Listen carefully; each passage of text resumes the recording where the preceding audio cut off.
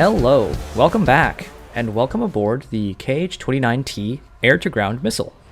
Now, I do not want to leave any of you under the false impression that the Kh-29 is somehow some kind of insane air-to-air missile, and so I have compiled this, shall we call it, anti-montage of my Kh-29Ts missing for several minutes straight. My particular weapon platform of choice for deploying the Kh-29T is none other than the Su-17M4. The Kh-29 is one of the largest air-to-ground missiles available in War Thunder at a whopping 670 kilograms of weight. That is approximately 100 kilograms heavier than a 1970 Fiat 500 automobile, and so trying to haul not one but two of them with you, even on a plane as large as the Su-17, is guaranteed to severely decrease your ability to perform air combat maneuvers.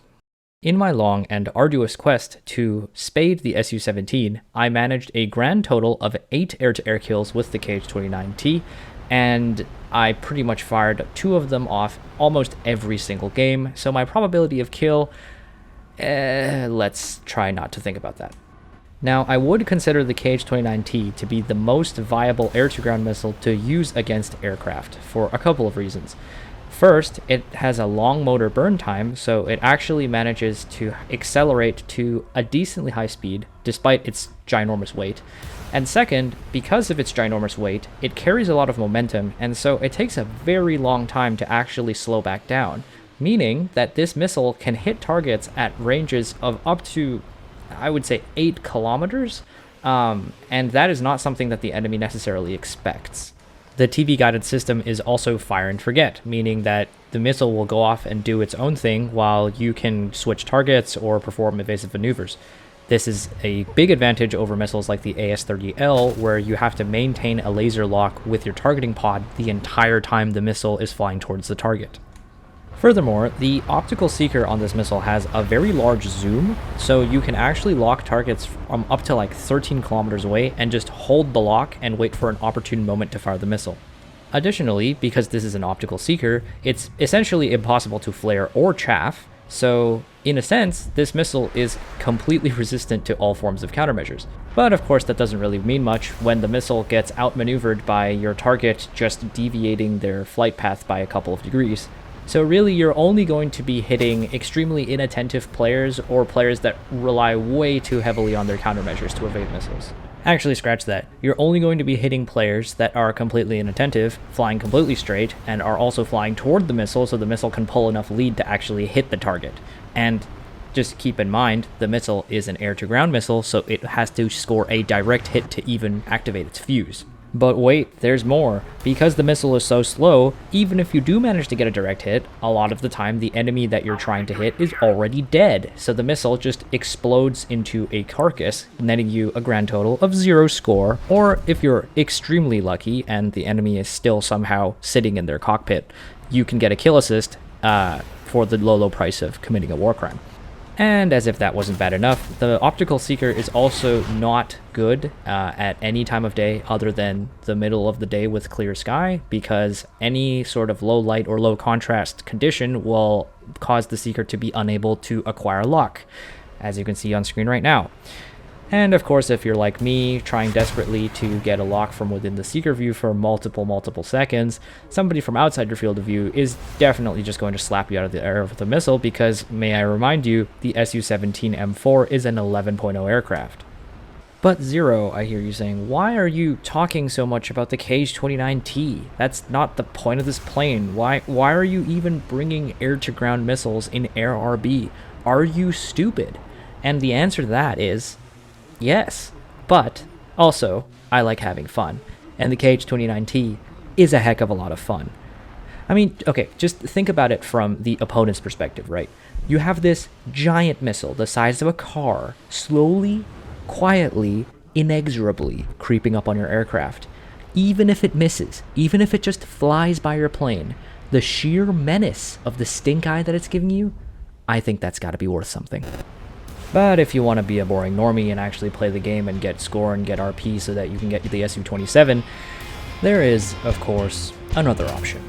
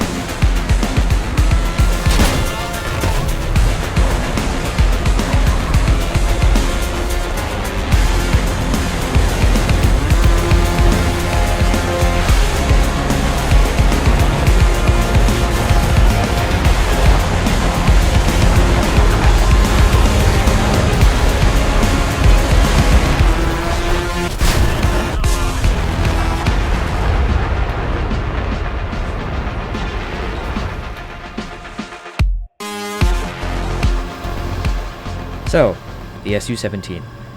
Now, I've heard a lot of people rail on this plane, specifically its flight performance, and while I agree that its flight performance isn't necessarily competitive at 11.0, I do think it has its merits. First of all, because it has a variable wing geometry, you have very good energy retention when compared to something like the MiG-21 BIS, which, instantly loses all of its energy when you even use the elevator at all. Sure, you're not going to win dogfights against like a Viggen or an F4E with the Agile Eagle upgrade, but you can keep your energy well enough to stay alive for your teammates to come and finish off the guy that's trying to kill you. Of course, I would say something like the Su-17M4 at 10.3 is basically completely useless in ARB in its current state because it doesn't have countermeasures. But in this regard, the Su-17M4 is actually fantastic. It gets 268 countermeasures.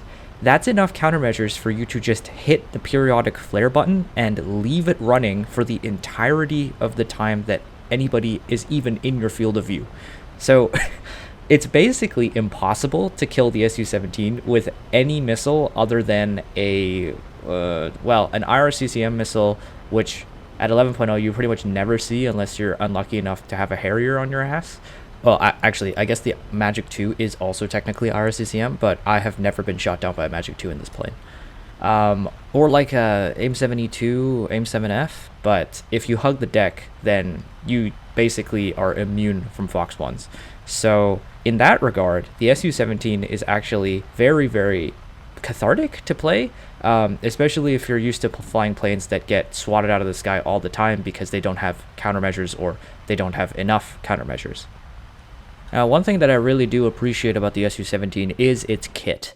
Not necessarily the quality of its kit. I mean, as we all know, the R60M is not a missile that is particularly effective against people that are paying even a little bit of attention. And as I demonstrated at the start of this video, the Kh-29T is kind of just a haha funny meme missile. But it's more in the quantity. So the Su-17 gets 6 R60Ms, so you can kind of just like give them out like it's Christmas, and you often still end up with enough missiles that you can't use them all by the end of the match. And if you run out of all of those, you still have your 30mm cannons, which do decent damage, are decently easy to aim because they're high velocity, and your flight performance isn't actually too bad if you surprise the enemy by, deploying air brake, pulling out your wings, and just like committing to the dogfight. Now, I'm not going to exaggerate and tell you that you're going to be getting ace games every game in the Su-17M4. It's still kind of a support fighter at the end of the day, but because of its extensive kit, you have the longevity to really capitalize on all the opportunities that the enemies give you, and occasionally miracles do occur, and you can pull off a 7-kill game.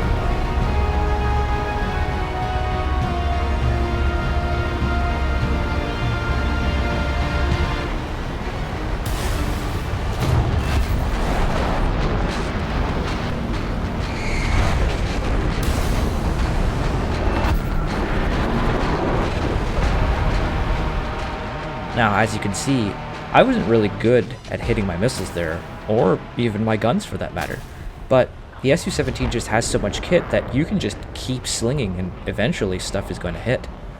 Now, the keen-eyed among you will probably have noticed that that was only 4 kills, and I said this was a 7-kill game.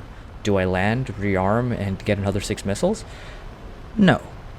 I actually get my last 3 kills with just the ammunition that's still in my belts. Let this be a reminder that forward airfields do not have anti-aircraft defenses, and so you really shouldn't be landing there unless you're very, very sure that the enemy is too far away to catch you on the runway. Especially when you all decide to land at once.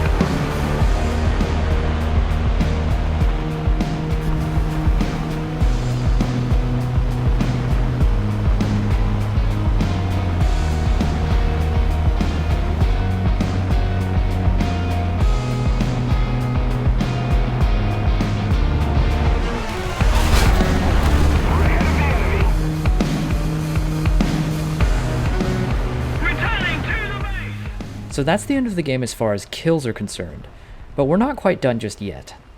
So I usually take 20 minutes of fuel on the Su-17M4, and I don't afterburn a ton, so it's usually enough. But this game has gone on for a lot longer than normal, and there is one guy left. Now it turns out the last guy is in an F4C, and in that case 12 counter rounds is plenty. But unfortunately, I'm going to run out of gas before I manage to beat him in the dogfight, and that leads to some shenaniganry.